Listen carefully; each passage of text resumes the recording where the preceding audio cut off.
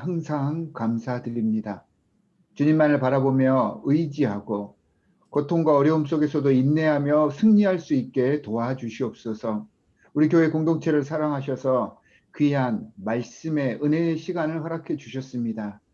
이 귀한 말씀을 통해 우리가 알지 못했던 하나님의 놀라운 비밀과 섭리를 깨닫게 하여 주시고 더 성장하며 주님께서 기뻐하는 교회 공동체로 거듭나게 하여 주시옵소서. 말씀을 인도하시는 곽성환 목사님께 지혜와 권능의 능력으로 함께 하셔서 적절하고 기품 있는 하나님의 계획이 우리에게 잘 증거될 수 있도록 인도하여 주시고 참여하는 하나님의 귀한 성도들에게 잘 이해하며 삶 속에 잘 적용시킬 수 있도록 성령께서 모든 시종을 주관하여 주실 줄 믿습니다. 참 좋은 신앙의 영적 교제가 이루어질 수 있게 인도하여 주실 것을 간절히 바라며 우리를 구원하신 주 예수 그리스도의 이름으로 기도합니다. 아멘. 우리 찬송가 347장 하나님께 찬양 올리겠습니다. 새 찬송가 212장인데요. 겸손히 주를 섬길 때. 여러분들 전체 음소거 할 거예요. 전부 뮤트하게 되실 거니까 찬양 시작되신 후에는 편하게 찬양하실 수 있습니다.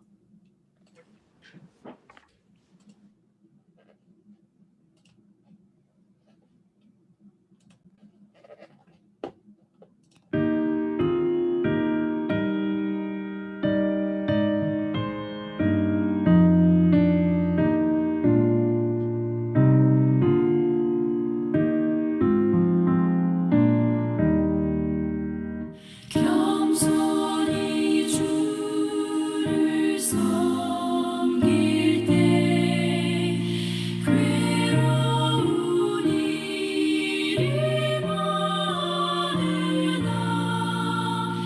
구주여 내게 힘주사 잘 감당하게 하소서. 인자한 말을 가지고 사람을 감화시키며 갈 길을 잃은 무리를 잘 인도하게 하소서.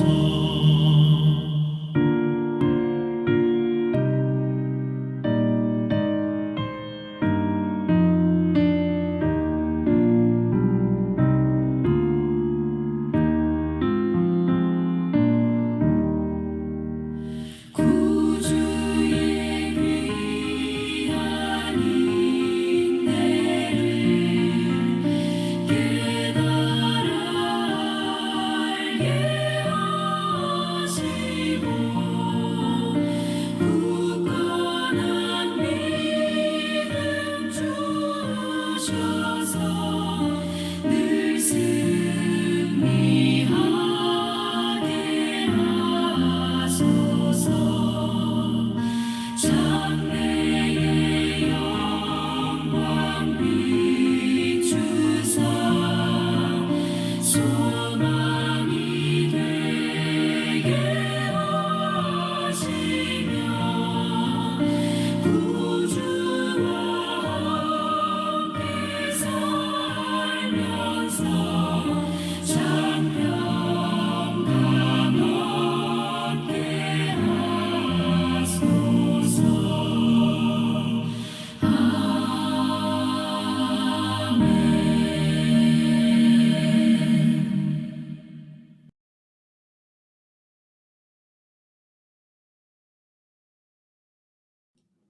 오늘은 바로 곽성환 목사님께서 우리 재직 섬김이 수련의 마지막 날로서 사명의 재발견이라는 주제로 말씀을 전해 주시겠습니다. 우리 곽성환 목사님 나와주시기 바랍니다.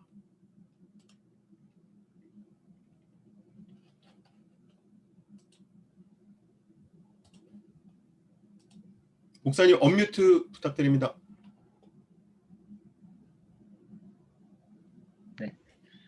안녕하세요, 여러분. 네, 반갑습니다. 예. 화면을 보면서 제가 어떤 생각을 했냐면 1번, 아, 참 어색하다. 이게 뭐야? 2번, 와, 나 나훈아가 된 것 같아. 뭐일 것 같아요, 여러분? 얼마 전에 한국에서 연말에 빅 콘서트가 있었는데 다 모이지 못하니까 가수는 아무도 없는 무대에서 노래하고 관객들은 전부 다 스크린으로 아마 줌 같은 걸로 해서 다 이렇게 보더라고요. 그걸 보면서 두 가지 생각을 했습니다. 저 원래 관객들의 박수와 환호성을 먹으면서 공연하는 연예인인데 그걸 현장에서 느끼지 못할 때 참 좀 쓸쓸하겠다, 좀 흥이 덜 나겠다. 한편으로는 그런 생각도 했지만요. 또 하나는 와, 정말 대한민국의 테크닉이 첨단을 가고 있구나. 저런 식의 공연이 가능하구나. 정말 새롭겠다. 이런 생각도 했거든요. 여러분들에게는 오늘 이 시간이 전자의 느낌이 더 많을지 후자의 느낌이 더 많을지 모르겠는데요. 저는 선택했어요. 예, 오늘 후자의 느낌으로 여러분과 함께 한 시간을 함께 보내려고 합니다. 이렇게 온라인상으로도 충분히 소통이 가능하다는 것을 함께 체험하는 귀한 시간이 되었으면 좋겠습니다. 지난 시간에 여러분에게 지금 시대의 변화에 대해서 다 아는 이야기 잠깐 좀 이렇게 소개해 드렸고요. 그러면서 두 가지 주제에 대해서 한번 다시 생각해 보았죠. 하나는 교회란 무엇인가에 대해서 한번 생각해 보았고, 또 하나는 예배란 무엇인가에 대해서 한번 더 질문해 보았습니다. 잘 정리되는 리마인드하는 시간이 되었으면 좋겠습니다. 자, 오늘은 전체 주제의 제목은 사명의 재발견, 이렇게 타이틀을 붙여봤는데요. 여러분은 성경의 인물 가운데서 어떤 사람을 제일 존경하시나요? 예수님 빼고. 예. 되게 사람들이 좋아하는 인기 순위가 비슷해서요. 되게 이 5명 중에 1명일 것 같아요. 예. 아브라함, 모세, 다윗,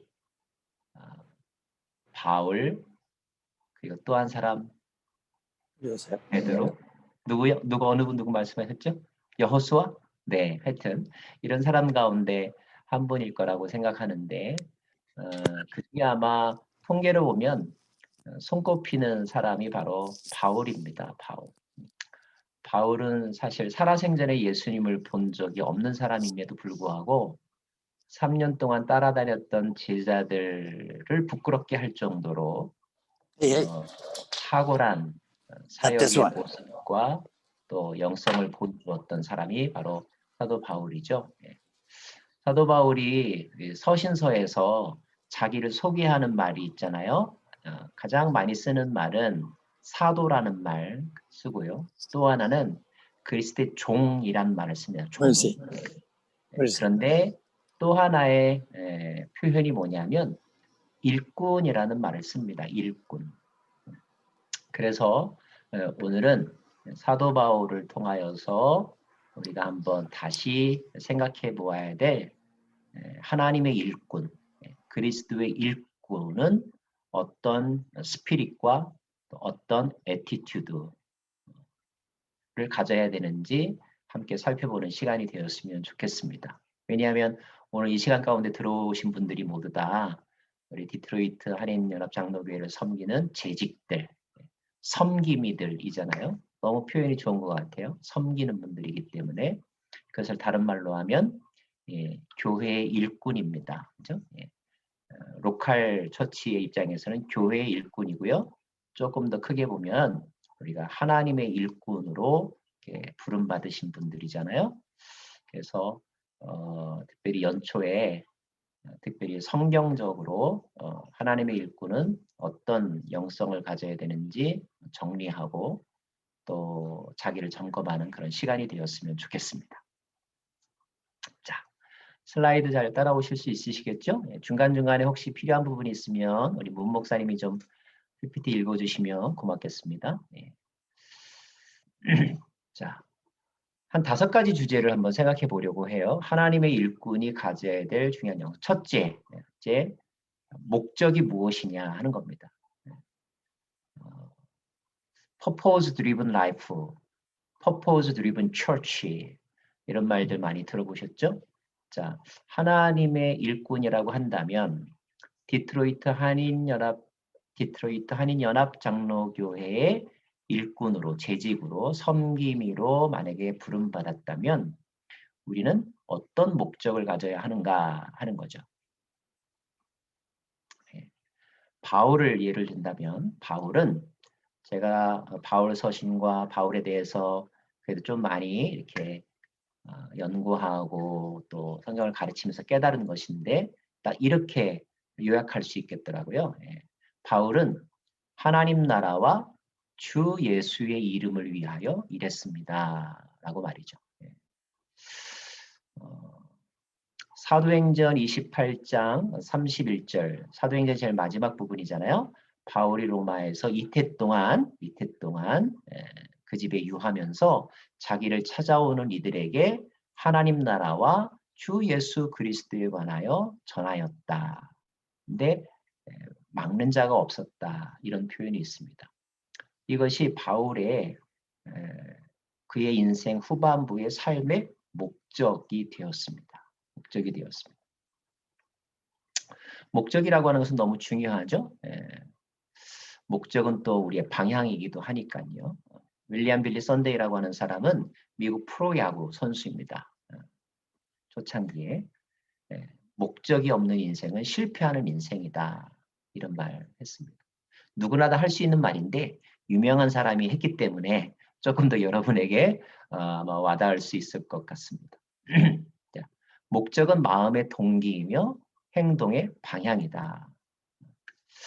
요즘 아주 젊은 선교사 중에 우리 젊은이들이 많이 주목하는 다니엘 킴이라고 하는 선교사가 있는데 그가 했던 말 가운데 그의 설교를 제가 들으면서 그냥 이렇게 딱 마음에 와닿아서 제가 이렇게 메모해 봤습니다. 다윗이 골리앗 앞에 설 때에 사울이 그렇게 말했잖아요. 저 골리앗을 무찌르는 사람에게는 내가 사위로 삼겠다. 또 큰 상을 내리겠다. 그런데요, 다윗은 왕의 사위가 되기 위해서가 아니라 재물을 얻기 위해서가 아니라 하나님의 일을 위해 골리앗에게로 나아갔다 하는 겁니다.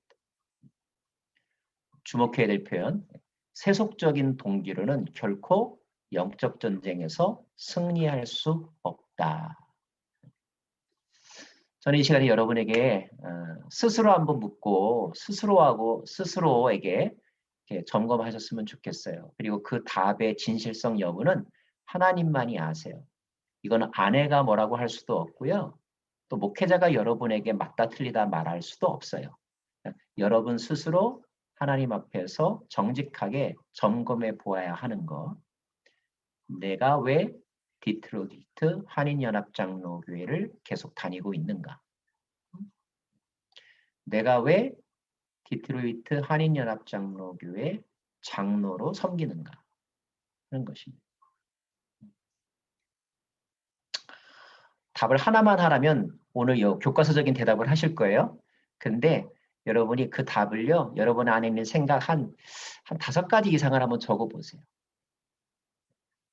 5가지 이상을 적어보세요. 내가 디트로이트, 예를 들어서 이 교회에 권사직으로 섬기면 목적, 내 마음의 동기. 5가지 이상을 한번 적어보세요. 그리고 그 다음에 그 가운데서 오늘 영적으로 하나님 보시기에 합당하지 않은 것들이 있다면 하나씩 과감하게 지워가 보세요. 내 동기들은 다 장로인데 나만 집사이면 안 되니까. 이런 것도 혹시 있다면 지워주세요. 아무개는 권사됐는데 나는 더 먼저 됐어야지 라고 하는 마음도 있다면, 발견한다면 그것을 발견하는 것은 매우 중요한 거예요.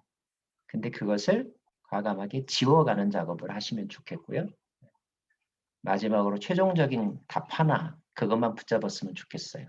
그것은 하나님의 나라, 주 예수의 이름을 위해서 내가 목사로, 장로로, 또 교사로 부름받았다. 이 명제만 남기를 바랍니다. 두 번째, 자, 일꾼이 되려면 뭔가 일을 할 수 있는 찬스들이 오겠죠. 그런데 무엇으로 내가 일할까 하는 겁니다. 무엇으로 일할까요? 사회적 경력으로 일할 수 있을까요? 뭐 어느 정도 일할 수 있습니다. 내가 가지고 있는 재정적인 어떤 풍요함으로 교회를 섬길 수 있을까? 섬길 수 있습니다. 교회 재정적으로 내가 이렇게 잘 서포트한다는 것, 이것도 필요하거든. 또 내가 그 분야의 전문가다. 그 전문직으로서 교회를 섬기는 것 있을 수 있습니다.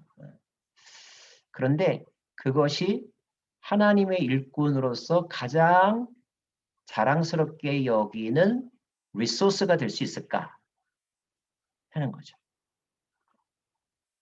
자, 바울은 어떤 리소스를 가지고 사역했느냐 하면 고린도후서 6장 7절에 진리의 말씀과 하나님의 능력으로 일했다는 것입니다. 진리의 말씀과 하나님의 능력으로 일했다. 내 안에 진리의 말씀이 있으려면요. 내 안에 하나님의 능력이 있으려면 사람은 자기한테 있는 걸 주는 거죠. 없는 걸 줄 수는 없어요. 그렇죠? 내 안에 있는 게 나오게 되어 있거든요. 근데 이 두 가지, 진리의 말씀과 하나님의 능력이 내 안에 있으려면 뭐가 전제되어야 하냐 하면 내 안에 하나님이 계셔야 하고 하나님과의 깊은 교제가 먼저 내 안에 있어야 한다는 것입니다.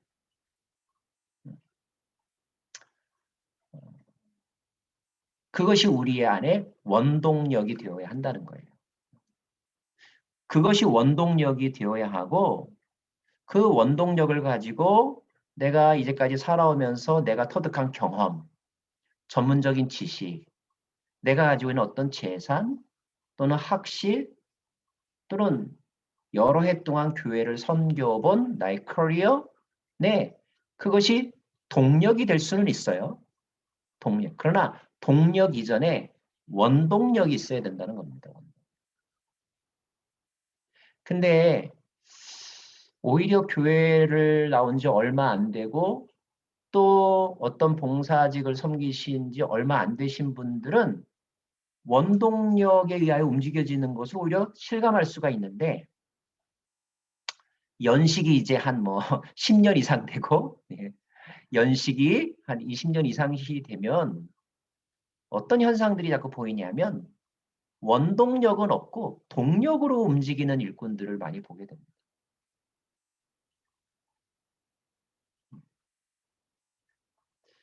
그리고 스스로 착각하죠. 이래도 돌아가니까. 이래도 돌아가니까. 목회자들에게도 비슷한 현상들이 있고요. 그러나 변화는 동력의 결과인데 동력은 원동력의 결과이다. 원동력이 배터리가 나가면 동력도 없고 또 동함도 없다는 거. 자, 바울에게 있어서 원동력은 뭐냐? 바울이 그의 인생 전체 한 65, 6년 정도 살았는데요. 전반전 30년과 후반부 30년이 전적으로 다른 삶을 살았거든요. 바울이 1차, 2차, 3차 전도 여행을 한 횟수를 합치면 약 한 10년 정도입니다.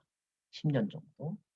그 10년 정도는 안디옥 교회 파송 선교사로 일했고 나머지 20년은 개인 선교사로서 하나님 말씀을 전하는 삶을 살았는데 많은 일들을 겪었잖아요. 심지어 동료들한테도 또 옛날 동료였던 유대인들에게도 또는 이 상황과 또 이방 민족들에게도 오해와 공격과 거절을 많이 당했는데 그래서 때로는 그도 두려움에 빠졌었고 또 포기하고 싶은 순간이 있었음에도 불구하고 그런 조건 속에서 그를 다시 일으키게 했던 원동력은 하나님의 임재를 경험했다는 거죠. 그렇죠? 고린도에서 주의 영이 찾아오셔서 이 성 중에 내 백성이 많음이라 잠잠하지 말고 전하라. 가이사랴 감옥에 있을 때 네가 로마를 보아야 하리라. 결정적으로 어려울 때 그에게 생각나게 하고 새 힘을 주게 하셨던 하나님과의 접촉점이 늘 살아 있었다는 것입니다.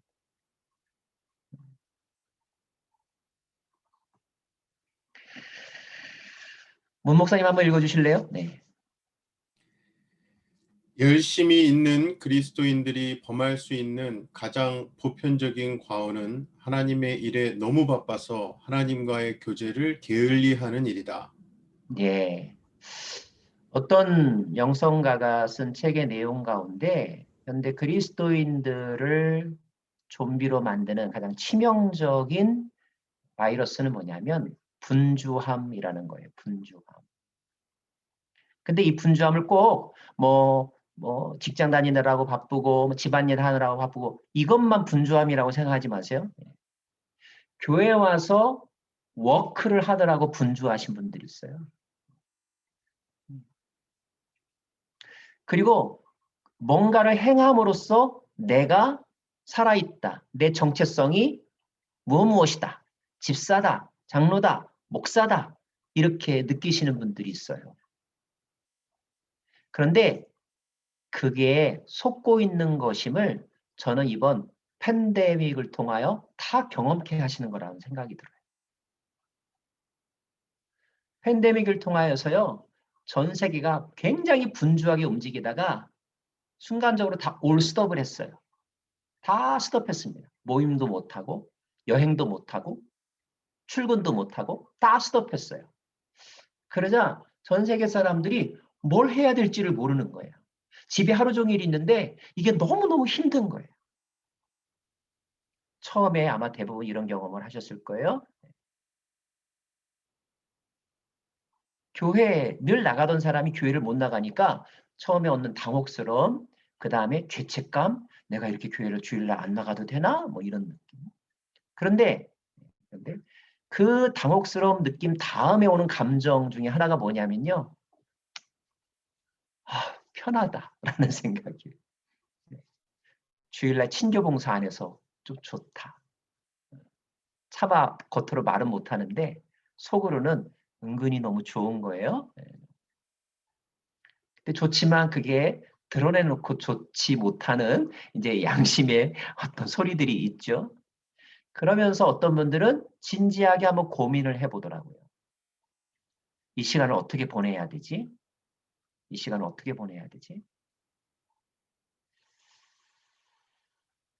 근데 그중에 어떤 분들은 이 팬데믹 기간에 집에 있으면서 오히려 온라인으로 성경 공부를 많이 하시는 분들, 저도 그런 분들과 지금 성경 공부를 하고 있는데, 근데 그 속에서 그분들이 이런 얘기를 하셨어요. 교회에서 성경 공부하려면 가기 위해 준비하는데 1시간, 이동하는데 또 끝나고 나면 꼭 애프터 한다고 또 1시간. 또 갈 때 그냥 가나요? 또 간식 준비해서 가느라고 하고. 근데 그런 일을 하나도 안 해도 돼서 너무 좋더라. 그리고 그냥 말씀만 배워서 좋더라. 이런 얘기들을 하시는데 제가 다 걸러서 들으면서 그 속에서 주는 메시지가 뭔지를 제가 알 것 같아요. 우리 성도님들이 그동안 너무 지쳐 있었구나. 피곤했구나. 분주했구나. 그런데 어떤 면으로 화장하는 데 신경 안 쓰고 트래픽 신경 안 쓰고 간식 준비하는 거 신경 안 쓰고 끝나고 또 맥도날드 가서 커피 마시고 수다 떠는 거 그거 신경 안 쓰고 그냥 약간 조금 어색하긴 하지만 그냥 모니터 앞에 앉아가지고 말씀만 공부하는 이 시간이 너무 좋더라. 저는 그거는 장점으로 살려야 된다고 생각합니다. 하나님과의 교제를 다시 포커스하는 것. 하나님은 우리로 하여금 하나님 없이는 아무것도 못한다는 것을 깨닫게 하실 거예요. 그래서 마지막에 남는 것이 무엇인가를 깨닫게 하실 거예요. 물론 지금도 팬데믹이고, 팬데믹은요 포스트 코로나가 없다고 말하더라고요. 그냥 WC, with 코로나, 예? BC, before corona, AC, after corona, but WC, with 코로나. 우리는 코로나와 함께 살아가야 하는데, 그래서 계속 진행 중인데요.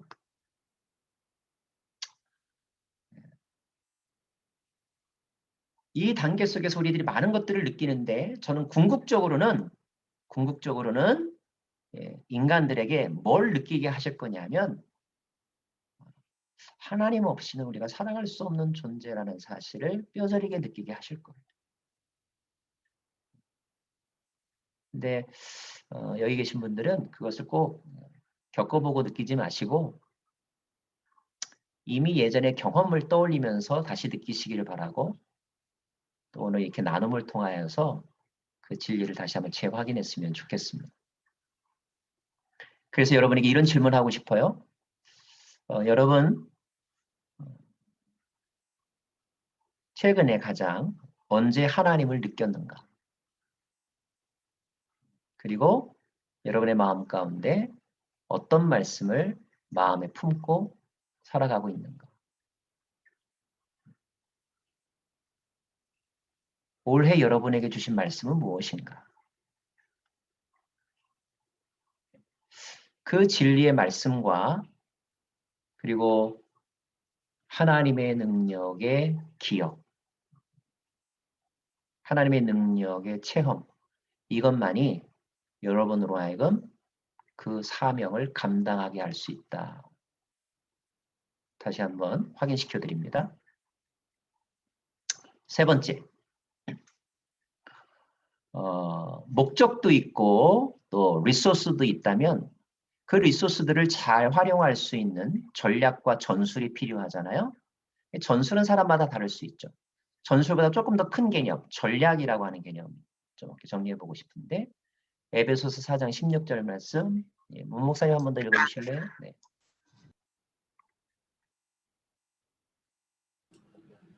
바울은 부르심과 은사에 따라 함께 그리고 각자 일했습니다. 네. 뭐 좋은 말만 갖다 붙인 것 같은데요. 하나하나 이렇게 생각할 게 참 많습니다. 자, 우선 여러분의 부르심이 어디에 있는지에 대해서 이미 확인하신 분들은 재확인하셔야 되고요. 아, 그게 아닌가 보다 하시는 분들은 재발견을 하셔야 됩니다. 물론 이것은 매우 심각한 문제여서 나를 어디로 부르셨는가 하는 끊임없이 점검해야 되거든요. 심지어 이런 경우도 있잖아요. 난 그때는 나를 하나님이 일로 부르셨다고 생각했는데 한 5년 지내다 보니까 여기가 아닌가벼? 하고 이제 이렇게 그 차선을 바꾸는 분들도 있거든요. 근데 혹 그런 일이 있다 할지라도 그러면 지나간 몇 년을 내가 실패했다라고 생각하지 마세요. 예. 오늘 그것을 발견하기 위한 과정이라고 생각하시면 좋겠어요. 중요한 것은 오늘 나를 부르신 자리는 어디인가? 2021년도 하나님은 나를 어떤 자리로 부르셨는가?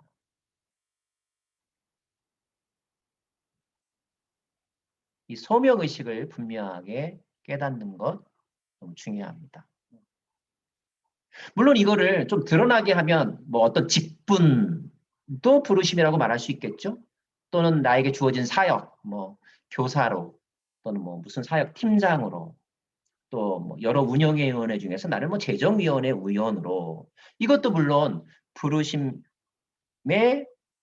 모습이라고 말할 수 있습니다. 예, 맞습니다. 그런데 어떤 때 우리가 제일 즐거움이냐면 교회에서 나를 예를 들어서 이런 직분으로 나를 이제 불렀는데 교회에서 부른 그 내용과 내가 생각하기에 하나님이 나를 이 자리로 하셨구나 라고 하는 이 자기의 자각이 일치하면 굉장히 즐겁게 그 사역을 할 수가 있습니다. 그렇죠? 그런데 이제 어떤 텐션, 갈등이 생길 때가 있냐면 교회는 나에게 올해 집사님 이것 좀 섬겨주세요라고 교회가 나를 불렀는데 나는 아무리 기도해도 나를 부르신 자리가 그게 아닌 것 같다라는 생각이 들 때 그러면 이제 갈등 또는 고민이 생기고 줄다리기가 이어질 수밖에 없죠. 그럴 때 어디에 우선순위를 두어야 할까요? 목회자들은 교회 순종하세요 이렇게 말하겠죠.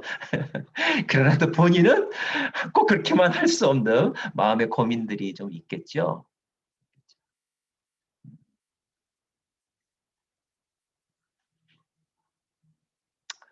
저는 여기서 이렇게 해라 저렇게 해라 말씀드리고 싶지는 않아요. 그러나 분명히 그 부르심의 내용에 대한 생각의 차이가 있을 때는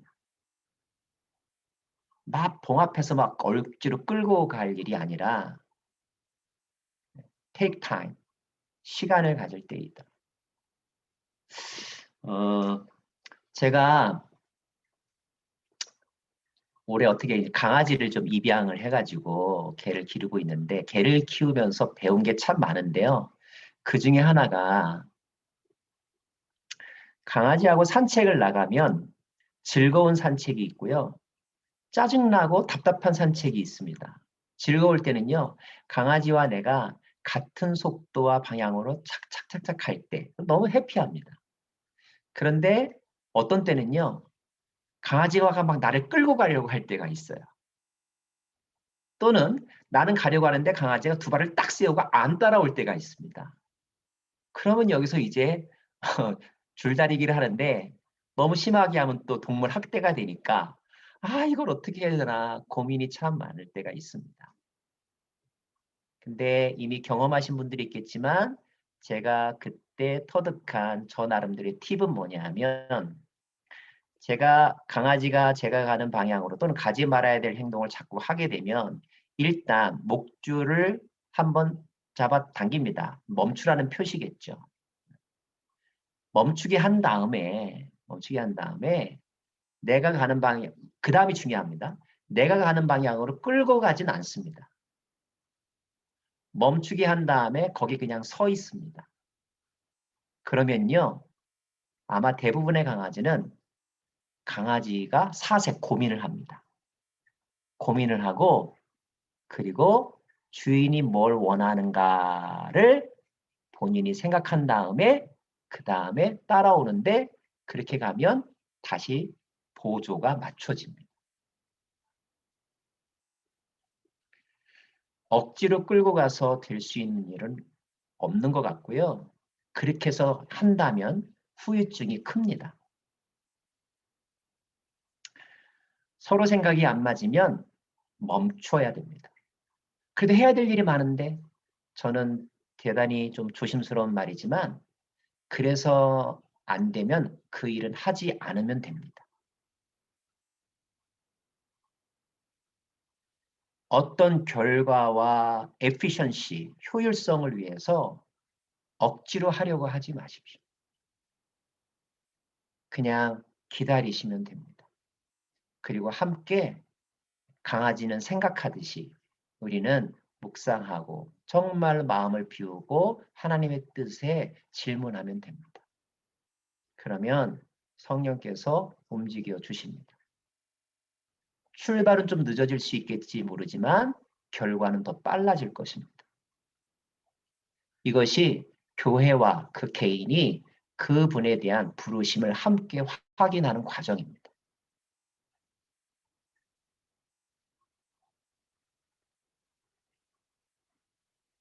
은사도 중요합니다. 자, 어떤 분은 하나님 날 일로 부르셨어 라고 생각합니다. 그런데 누가 봐도 그 사람은 그 은사가 아닌 경우가 있습니다. 그럼 가끔 이런 질문이 생깁니다. 저 사람은 왜 자기가 잘하지도 못하면서 꼭 저 일을 하려고 하지? 그리고 저 일에 왜 꼭 하나님이 자기를 부르셨다고 하지? 그래서 옆에 사람들이 고민합니다. 정말 하나님이 부르신 거야?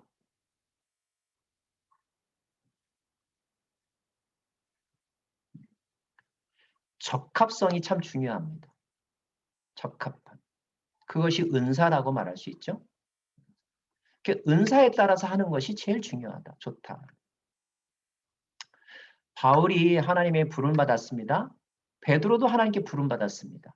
그런데 바울이 분명하게 말하잖아요. 아, 똑같이 하나님의 나라와 주 예수 이름을 위하여 부름을 받았는데 너와 나와 부르심의 자리가 다른 것 같다. 너의 은사와 나의 은사가 다른 것 같다. 나는 이방인의 사도로 부르심을 받았고 나는 이방인의 사도로서 사역하기에 적합한 언어적인 능력과 문화 훈련이 또 신분상의 문제가 난 해결된 사람이다. 베드로, 너는 유대인을 위한 사도로 사역하기에 적합한 삶의 경험과 그리고 언어 능력과 그리고 예수님에 대한 체험이 있는 사람이다. 서로 인정했죠. 인정했습니다. 그거 가지고 서로 뭐 네가 더 많이 해외를 돌아다니네. 나는 뭐 집을 지키는 방구석쟁이냐? 이렇게 서로 다투지 않았다는 것이 너무 중요한 것 같아요.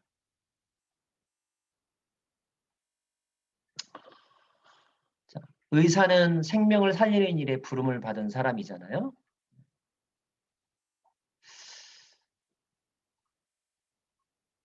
제임스 심슨이라고 하는 사람은 의사로서 부름을 받았으면서 동시에 스피리추얼하게 하나님을 전하는 것이 내가 의사로서 부름받은 궁극적인 사명이라고 자각하고 그 전문직의 자리에서 틈만 나면 복음 전도자의 일을 감당했던 사람입니다.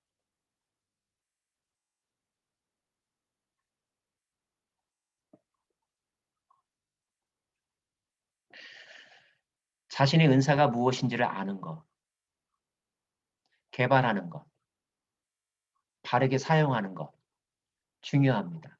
한 가지 팁을 드리면요. 장로님이 어떤 은사를 가졌는지 가장 잘 아시는 분은 그 아내입니다. 권사님이 어떤 은사가 있는지 잘 아시는 분은 남편입니다.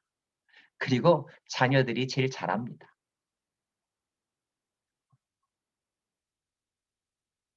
목회자가 여러분을 잘 알고. 그러니까 내가 하고 싶은 것을 하려고 하는 생각을 조금 캄다운 하시고요. 내 은사가 정말 내가 생각하는 것 그것인가? 그리고 은사가 아니면 안 하시는 게 좋습니다. 물론 은사가 아니어도 해야 될 때와 상황이 있습니다. 인원이 적을 때는요, 꼭 은사가 있어야 하나요? 은사가 없어도 막 북치고 장구치고 다 해야 될 때가 있겠죠. 그러나 지금 연합장로교회처럼 재직이 지금 80명, 100여 명 되는 정도의 사이즈의 교회라면 여러분 반드시 그 일에 적합한 은사를 가지신 분이 있습니다.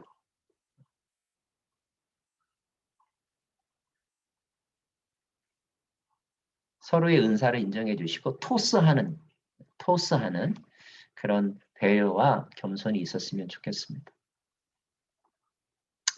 이 말씀 우리 다 같이 한번 읽을까요? 그냥 여러분 뮤트였으니까 그냥 속으로 읽으시면 좋겠어요. 그가 어떤 사람은 사도로, 어떤 사람은 선지자로, 어떤 사람은 복음 전하는 자로, 어떤 사람은 목사와 교사로 삼으셨으니 자, 부르심과 은사라고 말할 수 있습니다. 직분도 여기 포함되죠. 자, 그러나 목적은 무엇입니까? 성도를 온전하게 하여 그리스도의 몸을 세우려 하심이라 그랬습니다. 그리스도의 몸을 세우는 것, 이것이 은사와 부르심의 방향입니다.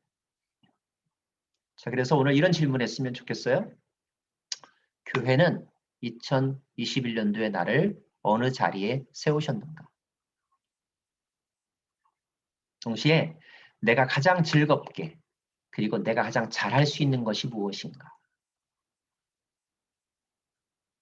그리고 만약에 교회가 부르신 것과 여러분의 그 생각이 아까처럼 불일치가 생기면요. 이미 다 뭐 이렇게 임직 발표를 다 하고 나서 조금 뒤늦은 감은 있지만 예. 그래서 발표가 되었다면 이미 여러분 좀 더 그냥 순종하는 마음으로 그래도 내가 모르는 거를 교회가 깨닫게 하시는구나라고 생각하고 헌신하고 봉사하시면 좋겠고요.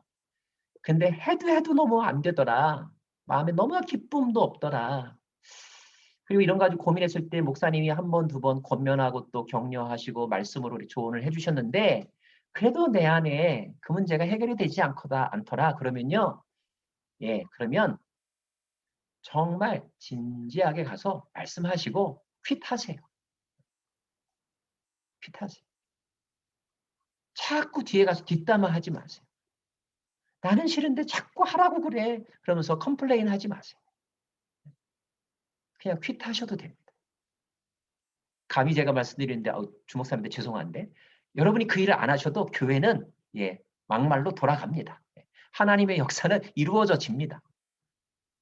그러니까 그거 가지고 너무 마음에 필요 이상으로 그거 가지고 갈등하시고 속상하고 근데 그거 막 마음대로 안 되니까 막 불평하고 입술로 범죄하고 그러시지 않기를 바래요. 그리고 여기 목사님을 비롯하여 당회원들이 계신데 그분이 정말 못하겠다 그러면요. 그 일 다른 분한테 맡기시고 다른 분이 할 분이 없으면요. 그 사역 잠깐 오래 안 하셔도 됩니다. 죄송해요. 제가 이렇게 너무 무책임하게 얘기해서.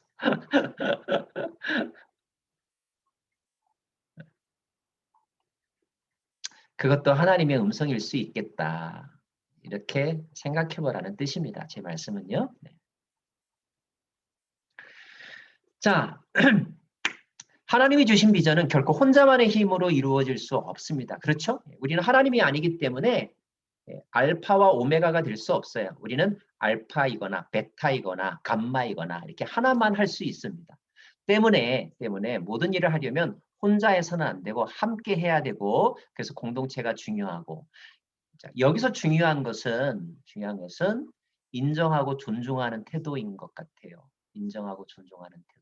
너무 교과서적인 얘기를 여러분에게 반복하고 있죠? 네. 자, 빨리 가려면 혼자 가고 멀리 가려면 함께 가라. 이런 말 있습니다. 동양 구전에 나오는 말입니다. 그러면 함께 오래 가려면 어떻게 해야 되느냐? 위임이 있어야 되고요. 신뢰해야 되고요. 근데 신뢰가 중간에 깨지는 이유는 뭐냐면요. 내가 신뢰를 준 사람이 책임감 있게 하지 않으면 신뢰가 깨어지는 거거든요. 신뢰와 책임감은 동전의 앞뒤면 또는 술의 두 바퀴와 같은 것입니다. 책임을 다하지도 않으면서 왜 나를 안 믿어주느냐. 이것도 난센스고요. 자, 그래서 신뢰와 책임과 협력이 필수적이라고 하는 거. 특별히 교회에서 목회자와 장로님들과 다시 말하면 당회는 마치 가정의 엄마 아빠와 같고 그렇다면 자녀들은 엄마 아빠의 대화와 관계에 눈치를 보게 되어 있거든요. 그래서 교회가 평안하다고 하는 것은 다른 게 아니라 아 우리 교회 당회가 평안해 이런 느낌을 주는 거 굉장히 중요한 것 같아요. 중요한 것 같습니다. 잘 협력해서 잘 이끌어 가시는 줄로 믿습니다. 문 목사님 한번 좀 읽어주실래요? 네. 그러나 함께 한다는 것이 동일한 공간과 조직 내에서의 활동만을 의미하는 것은 아니다. 동일한 신앙 고백과 삼위일체의 영성을 공유한다면 각자가 가진 개성과 경험, 신학과 실력은 각자의 현장에서 독립적으로 활용될 때 하나님 나라에 기여할 수 있다. 그것은 만물을 충만케 하시는 자의 충만함에 쓰임받는 것이다. 중요한 것은 자신의 경험의 잣대로 판단하거나 정죄하지 않는 것이다. 건강한 공동체는 분립과 위임, 자유를 두려워하지 않는다.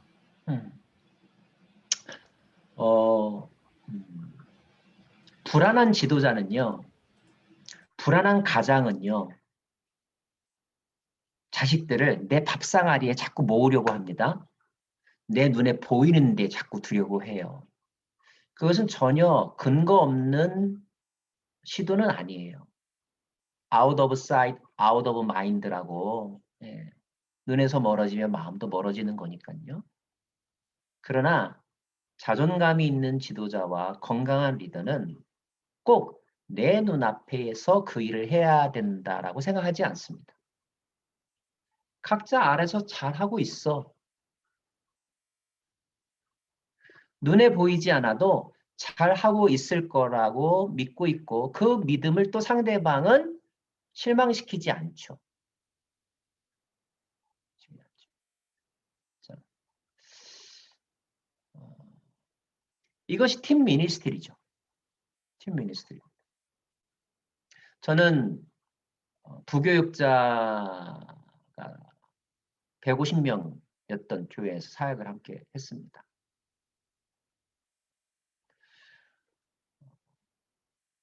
부교육자가 신방하고 부교육자가 성경 공부하고 하는 것을 담임 목사님이 보고서 내. 뭐 무슨 얘기한대? 이렇게 감시하듯이 보지 않으셨습니다. 왜? 은사에 따라 결국 우리 교회를 위해서 열심히 봉사할 거라고 믿고 있고 또 그 부교육자가 그렇게 하고 있으니까.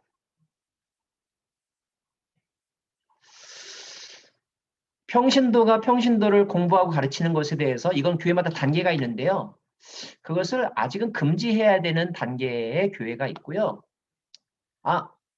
훈련시켜서 맡겨도 되는 단계가 있고요.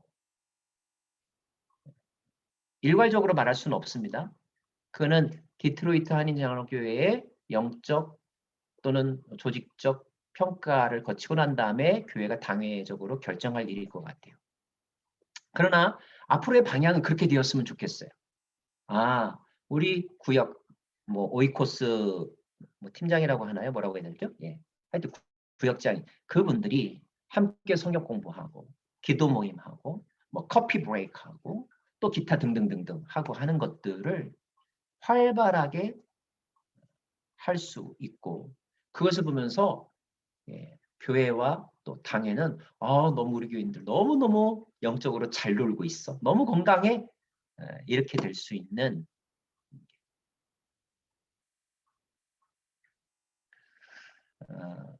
그러기 위해서는요.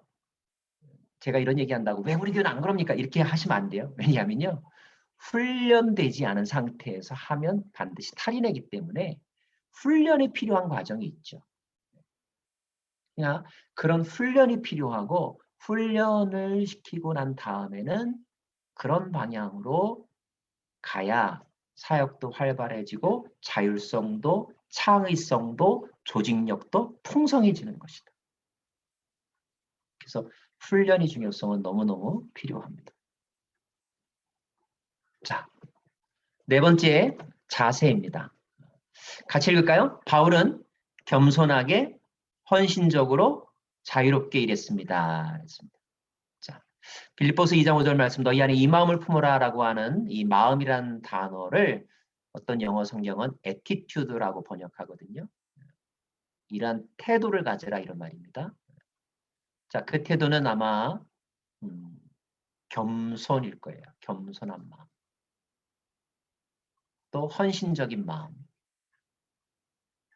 그리고 자유로운 마음.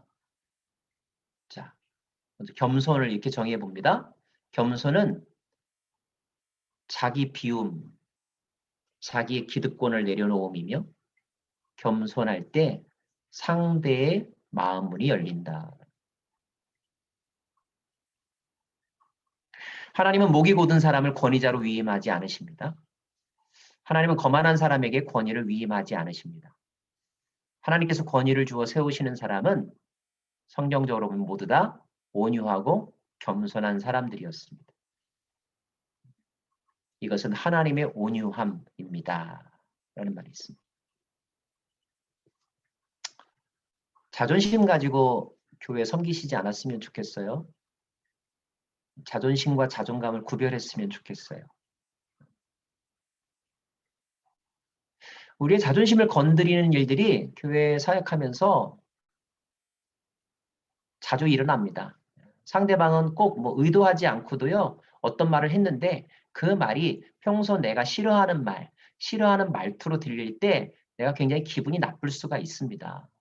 근데 상대방이 꼭 의도하지 않은 것임에도 불구하고 자, 그 일 때문에 내가 기분이 일그러질 수가 있는데 그때 자존감이 있는 사람과 자존심으로 사는 사람의 대응 방법이 굉장히 다르다는 거예요.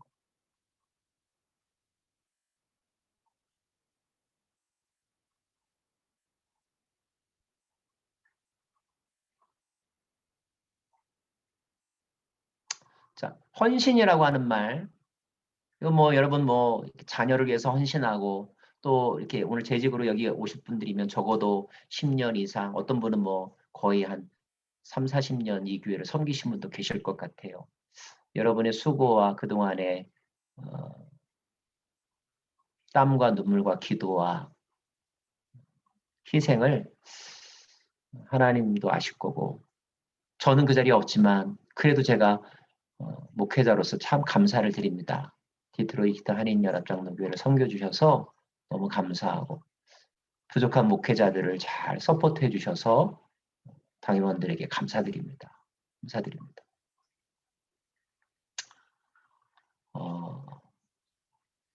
근데 처음에도 그러했듯이 지금도 여러분이 이 교회를 섬기시는 일에 사랑이 살아있으면 좋겠습니다. 에베소 교회가 잘했지만 꾸중 들었던 이유가 처음에는 그것을 사랑으로 했는데 지금은 너희가 교리로 한다. 그런 메시지거든요.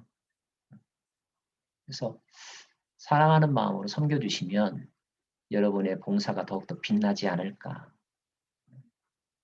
책임감만으로 하기에는 교회 일은 너무 거룩한 사역입니다. 그래서 사랑하는 마음 가지셨으면 좋겠고 사랑하는 마음은 긍휼히 여기는 마음과 통하는 것 같아요. 그래서 혹시 마음에 들지 않는 어떤 일들을 상대방이 하거들랑 긍휼히 여기는 마음을 좀 가져주시면 너무 좋을 것 같습니다. 목회자를 긍휼히 여겨주세요. 목회자들이요, 목회자라고 신학 타이틀 있고 목사 안수만 받았지요. 아직 나이도 젊고요. 또 해본 게 목회밖에 없어가지고 이 직장 세계나 인간관계나 세상 일을 너무 몰라요. 그러니까 여러분 목회자들을 불쌍히 여겨주시고 그러나 저 목회자가 우리 교회 성도들을 위해서 생명의 양식을 먹이려고 노력은 한다.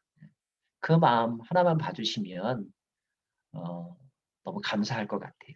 너그럽게 이렇게 이해해 주셨으면 좋겠습니다. 헌신에 있어서 여러분에게 강조하고 싶은 말씀, 히브리서 말씀인데 이 표현 강조하고 싶어요. 끝까지 견고히. 끝까지 견고히. 중간에 자꾸 이렇게 옮기려고 하지 마세요.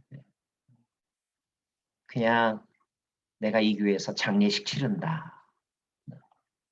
적어도 그런 마음가짐 가지고 왜냐하면 문제 있을 때마다 그만두고 포기하는 것 또 다른 문제 앞에 또 직면하게 되는 것이거든요. 끝까지 견고히. 자, 제가 오늘 강조하고 싶은 것은 이제 이 자유함입니다.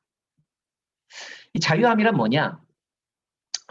진리를 가지는 자가 누리는 방법에 대한 유연함. 저는 이렇게 말하고 싶어요. 특별히 일꾼으로서 말할 때의 자유함이란 방법에 대한 유연함이다. 그랬습니다.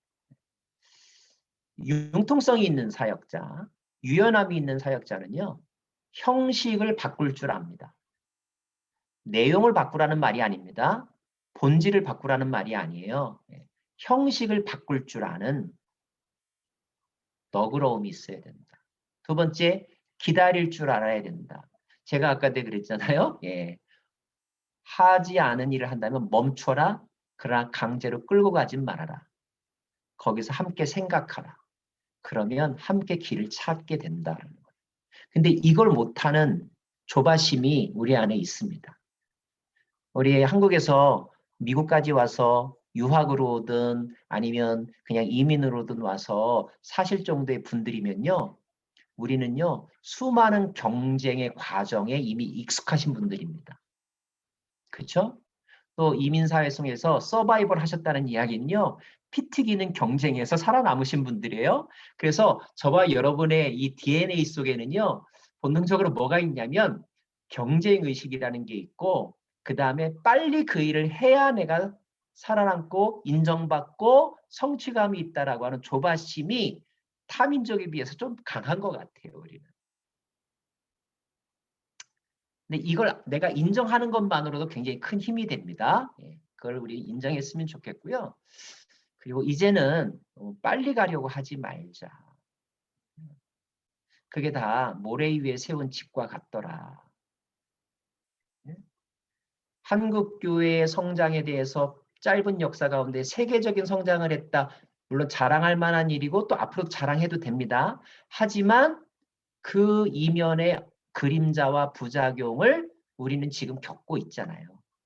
그래서 이제 우리는 이제 비로소 지금쯤 튜닝하는 시간을 갖는 거예요. 튜닝. 조정하는 시간을 갖는 거거든요. 아, 이제는 좀 천천히 가는 것도 필요하다. 하는 것입니다.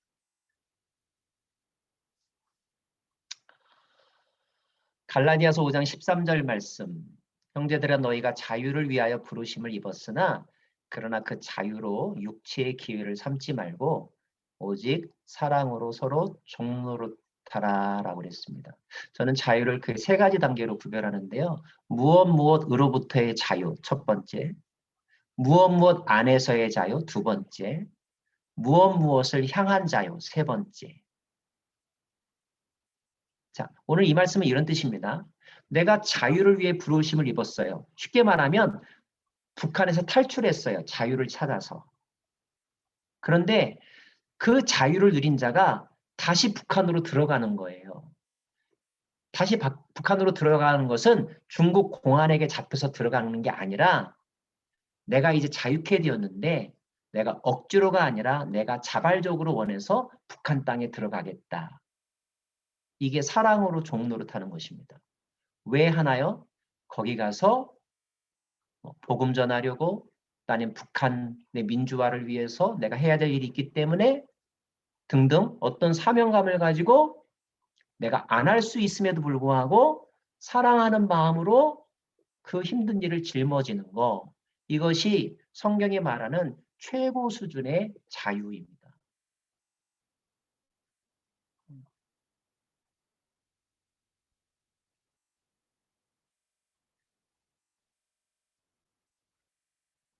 안 하셔도 되는데 하실 수 있는 자유를 우리 장로님들, 권사님들 많이 보여주셨으면 좋겠습니다.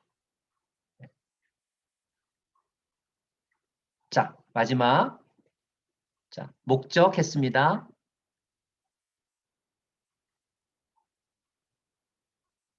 전략 했습니다. 세 번째가 뭐였죠?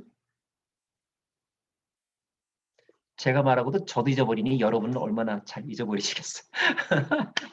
자, 다시 나중에 할게요. 자, 마지막 다섯 번째. 네, 같이 읽겠습니다. 시작. 바울은 열매와 영광을 하나님께만 돌리며 일했습니다. 에베소서에 나오는 말씀인데요. 자, 가장 영광스러운 존재가 변질되면 가장 수치스러운 존재가 된다. 목적을 달성한 후의 태도가 그가 시작할 때의 동기를 증명한다. 이런 말이 있습니다. 자, 여기 하나님께만 돌린다라고 하는 말은요. 처음에 우리가 일꾼영서 첫 번째 목적, 하나님 나라와 주 예수의 이름만을 위하여 라고 하는 그 명제와 같은 말입니다. 그런데 그 명제가 일을 시작할 때 목적도 되어야 되지만 오늘 마지막 우리의 결과도 되어야 된다는 뜻이에요. 결과도 되어야 된다는 뜻입니다. 저는 여러분에게 이런 질문하고 싶은 거죠. 우리 스스로에게 내가 그 일을 다 마치고 그 사역을 다 마치고 나면 내가 떠난 그 자리에 무엇이 남는가 하는 겁니다.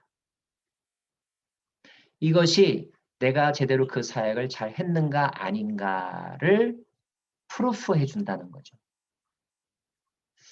임직식 할 때 저는요. 막 금식 기도나 아니면 특별 기도회 하지 않는 임직 후보자를 본 적이 없고요.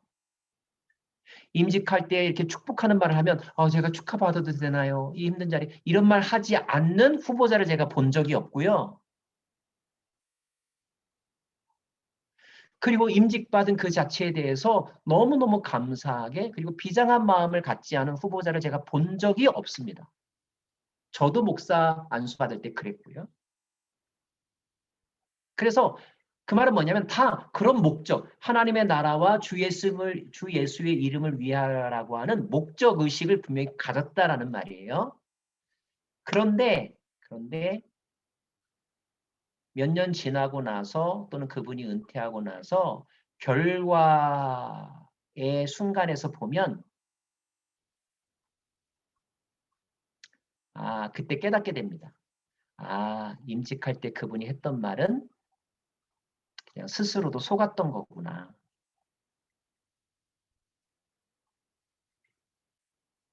왜냐하면 결과가 이제까지 했던 모든 동기와 과정을 다 무너뜨리는 결과들을 볼 때가 너무나 많이 있다는 거죠.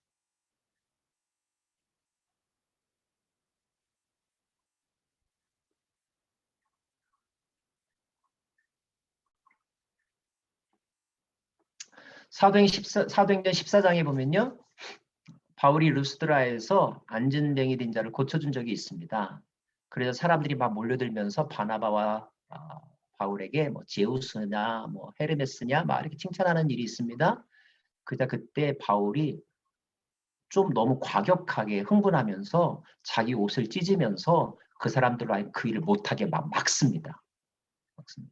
근데 그렇게 막으면서 뭐라고 말하냐면 너희들로 하여금 이런 헛된 일을 하지 말라고 하나님께서 우리에게 주 예수의 복음을 주셨다 이렇게 말을 합니다. 그들이 바울과 바나바를 칭찬하는 일 그리고 그 칭찬에 아이고 뭘요 이런 걸 다 이렇게 말하는 것을 바울은 다 헛된 일이라고 표현하고 있는 거예요.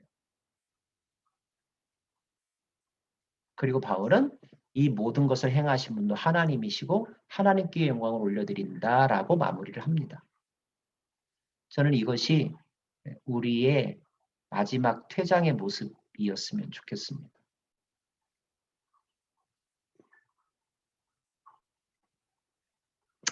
예수님께서 이렇게 말씀하셨습니다. 나는 내 영광을 구하지 않는다.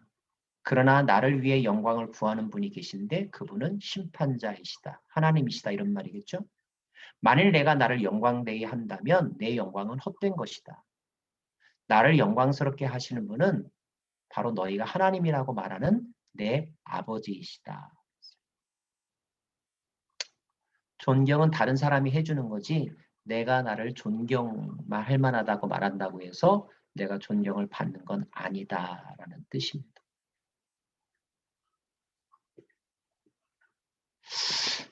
여러분 그 연말에 연예인들이 시상식에서 하는 멘트들 잘 들으시죠? 뻔한 얘기인데 꼭 그 얘기를 하더라고요.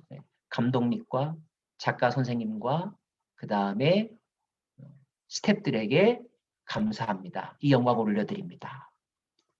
저는 그 연예인들의 수상 소감 멘트에서 우리의 영성을 재확인하는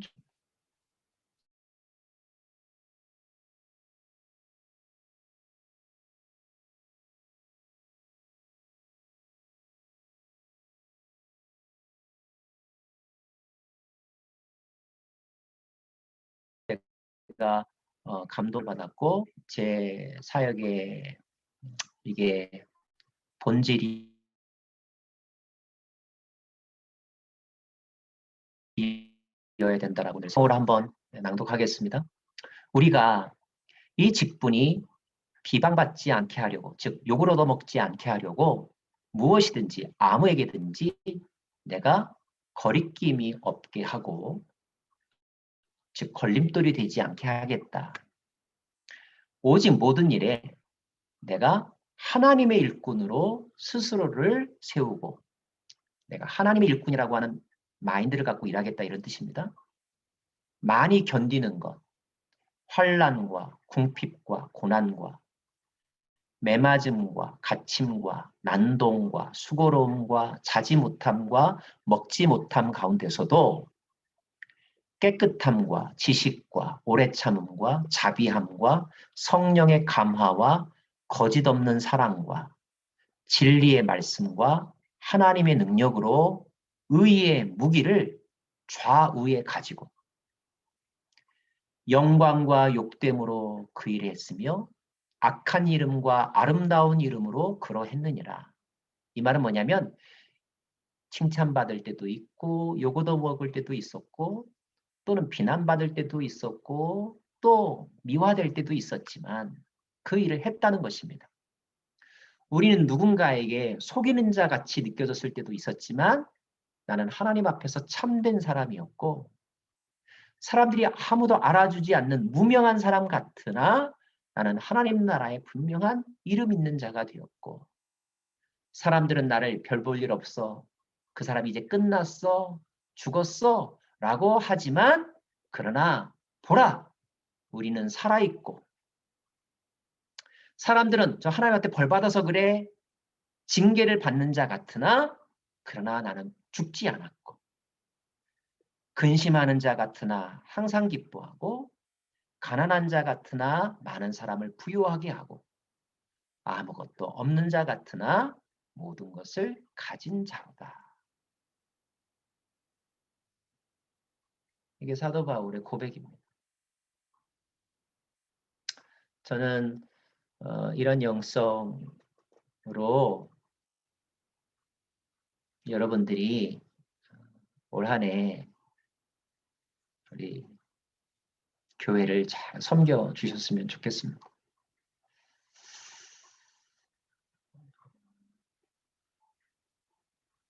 사람에게 좋게 하랴 하나님에게 좋게 하랴. 그 답을 여러분 분명히 알고 계시잖아요. 적어도 사도 바울은 그렇게 한평생을 살았고요. 사도 바울도 결국 감옥에서 죽었으니까 불쌍한 죽음이잖아요. 그러나 2000년 동안 사도 바울은 모든 신앙인들의 영적인 모델이 되었잖아요. 왜냐하면 그의 인생의 목적이 또 그가 그 사역을 감당하는 자원, 리소스가 또 그가 사역하는 스트래티지, 전략이 그리고 그가 모든 일을 마치고 났을 때 그의 태도가 그리고 그의 자세가 여러분에게 나열해 드린 것과 같은 삶을 살았기 때문에 그는 모든 이들의 영적인 모델이 되었던 것 같습니다. 모두 다 사도 바울이 될 수는 없어요. 우리는 그 정도 급이 안 됩니다. 그러나 그와 같은 방향의 사람은 될 수 있을 것 같아요. 그와 같은 방향의 사람. 그런 일에 저와 여러분이 같이 소망을 가졌으면 좋겠습니다. 예, 마지막 페이지입니다. Be the church. 예, 같이 한번 읽어볼까요? 교회는 그리스도의 몸이고요. 교회는 하나님이 거하실 처소이고요. 교회는 하나님의 가정입니다. 에베소서의 교회론을 여러분에게 설명드린 거예요. 우리는 그러므로 그 몸의 지체이고요. 우리는 그 하나님의 집의 벽돌과 같은 존재이고요. 우리는 그 가정의 아내, 즉 신부입니다. 자, 그렇다고 한다면 우리의 목적, 하나님 나라와 주 예수 이름으로라고 하는 그 목적에 걸맞는 우리의 또 다른 표현은 무엇이냐면 그리스도와 함께 성령의 힘으로 첫째, 건강한 몸으로 자라가는 것이고요. 둘째, 견고하고 평안한 집으로 세워지는 것이고요. 셋째, 현숙하고 아름다운 인격체로 성숙해지는 것입니다. 그래서 온전함이라고 하는 어쩌면 이룰 수 없는 비전이기도 해요. 그거는 우리의 힘만으로는 안 되는 그러나 포기할 수 없는 꿈이거든요. 그 온전함에 이르기를 소망하고 그 방향을 향하여 2021년도 한 해를 걸어가는 여러분과 제가 되었으면 좋겠습니다. 소문난 교회가 되시길 바라요. 아, 그 교회 너무 건강해. 그리고 그 교회에 아주 튼튼해, 안정되어 있어. 그 교회 되게 성숙해. 이렇게 아름다운 소문나는 적어도 디트로이트의 한인연합장로교회가 되기를 부족한 종이 간절히 소망하고 또 축복하고 응원하겠습니다. 네, 오늘 여기까지 제 강의는 했고요. 혹시 뭐 질문 그때 하실 수 있을까요? 네, 아니면 좀 간단한 코멘트나 마무리 멘트 해주시면 좋겠습니다. 문 목사님 받아서 좀 일단 진행해 주실래요? 네. 네, 광 목사님 무엇보다 그 기도를 많이 하시고 하나님 인도하심으로 주시는 메시지라는 생각이 아주 절실하게 들었습니다. 너무 귀한 말씀, 진심 어린 조언들 참 감사합니다. 지금 원래는 광 목사님께 이제 축복 기도를 부탁을 드렸었는데 혹시 뭐 질문이나 코멘트 하실 분 있으시면 지금 잠깐 하시는 것도 좋을 것 같아요. 목사님이 좀 지난주보다 이렇게 좀 더 좀 짧게 해주신 시간이라서. 예.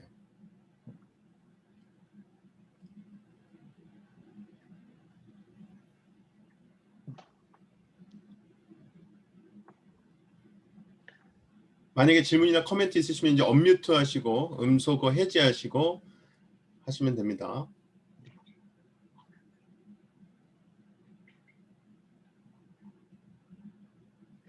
아마 보니까 전부 다 화면들을 비디오를 끄셔가지고 아마 신비주의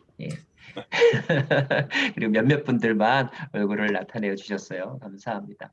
아마 제가 이렇게 이 첫 화면에 계신 분들 가운데 아마 교회 우리 장로님들 또 우리 사역자분들 이렇게 계시고 한 것 같아요. 우리 장로님들 교회 생각할 때마다 아마 목회자 이상으로 잠 안 오실 것 같고 네. 애정과 걱정이 만감이 교차하는 요즘을 보내실 거라고 생각이 듭니다. 네, 장로님들 너무너무 감사드리고요. 감사드리고 장로님들이 무엇보다도 함께 그 개인 경건에 특별히 더 시간을 쓰라고 주신 시간인 줄로 알고 말씀 공부하시면서 목회자와 영적인 호흡을 같이 맞춰가 주시면 아마 이 교회가 굉장히 파워풀한 그런 일들을 감당하게 하실 줄로 믿습니다. 예, 그냥 이렇게 하면 좋겠어요. 아마 질문하기가 쉽지 않으실 것 같은 느낌. 그래서 축복기도 예, 그냥 우리 같이 한번 합심해서 한번 기도하고요. 제가 마무리 기도하는 겸 또 예, 말씀하신 좀 축복하는 기도 그렇게 했으면 좋겠습니다. 예, 목사님, 제가 이렇게 목사님 잠깐 기도하시기 예. 전에 네. 저 주광호 목사입니다.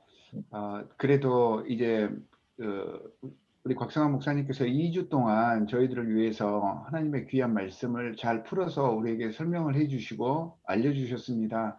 사실 팬데믹 기간 중에 영적으로나 여러 가지 면에서 갈급해 있던 우리에게 우리 목사님께서 정말로 좋은 우리 기독교적인 가치관과 세계관을 정립하고 또한 하나님의 백성으로서 사역자이자 섬김이고 재직들로서 교회에 헌신할 수 있는 그런 마음 자세를 저희들에게 알려주셨습니다.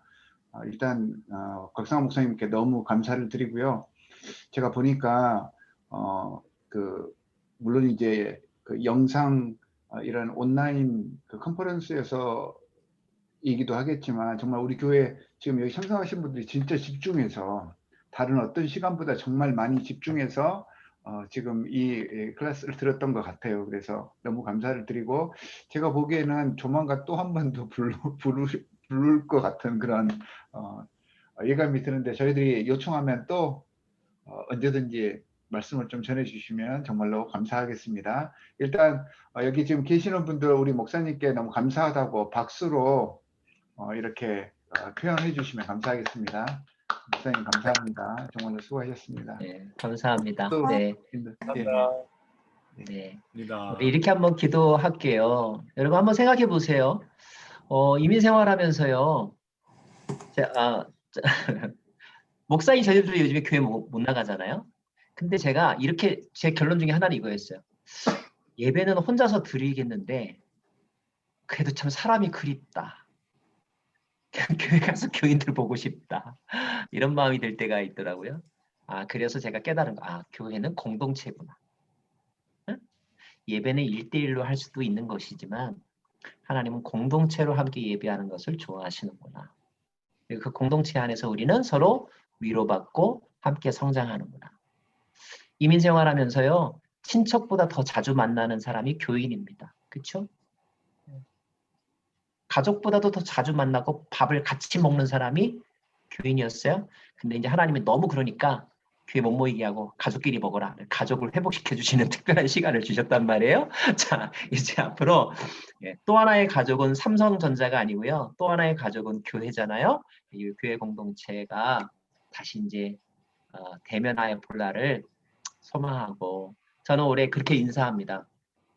올해는 꼭 만나요. 이렇게 그러니까 영상으로 말고 꼭 만나자 이렇게 인사하는데 자, 우리 이 시간에 기도할 때 하나님 우리 가족으로서 우리가 허락하신 이 디트로이트 한림연합장로교회가 정말 건강한 가정, 튼튼한 집 그리고 성숙한 그런 그리스도의 신부가 되게 해주십시오. 그리고 올 한 해 우리가 재직으로 섬김받았는데 뭐 여러분 뭐 디트로이트 한인연합장로교회 권사 장로라고 어디 자랑할 데 있으세요? 자랑할 데 없어요. 디트로이트 한인연합장로교회가 있는지 없는지 사람들 몰라요. 그러니까 그거 자랑할 생각으로 봉사하지 마시고요. 하나님의 나라와 주 예수의 이름을 위하여 그렇게 봉사하시고 섬기셨으면 좋겠습니다. 그런 목적의식, 그런 자원, 그런 전략, 그런 태도, 그런 결과의 일꾼이 되게 해달라고 우리 스스로를 위해서 기도하고요. 그리고 함께 우리가 서로 그렇게 섬기게 해달라고 같이 한번 교회를 위해서 한 1, 2분 정도 심하게 기도하겠습니다.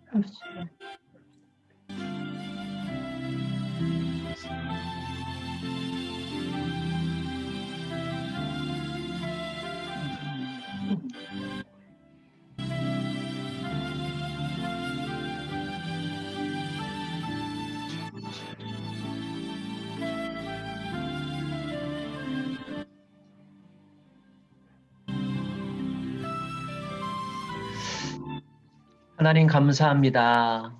특별한 때에 특별한 방법으로 우리를 만나게 하여 주셨고 오늘 이 시간을 통하여서 우리의 기본에 대해서 다시 정리할 수 있는 시간을 허락해 주셨습니다.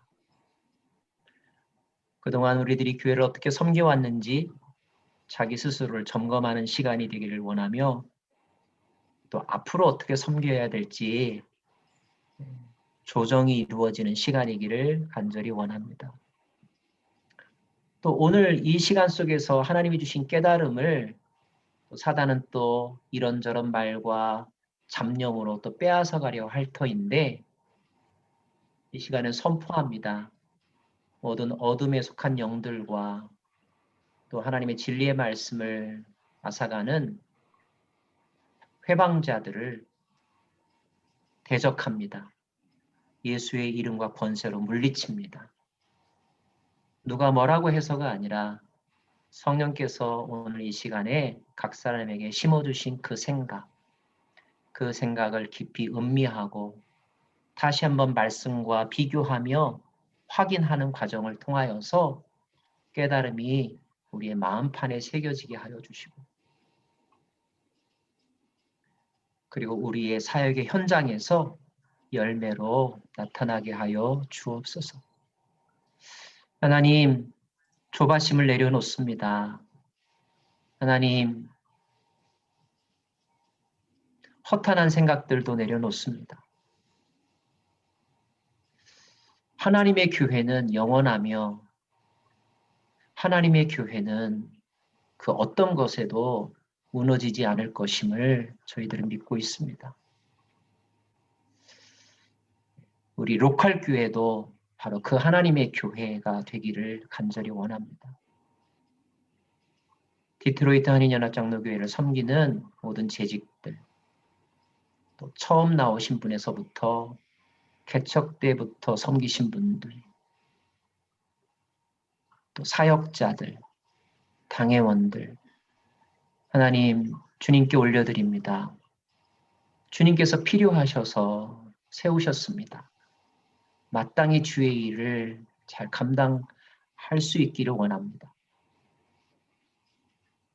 그러나 우리의 능력을 보시는 것이 아니라 우리의 마음 자세를 먼저 보신다는 점을 늘 기억하면서 그 하나님 앞에 정직하고 또 긍휼히 여김받는 그런 일꾼들 되기를 간절히 소망합니다.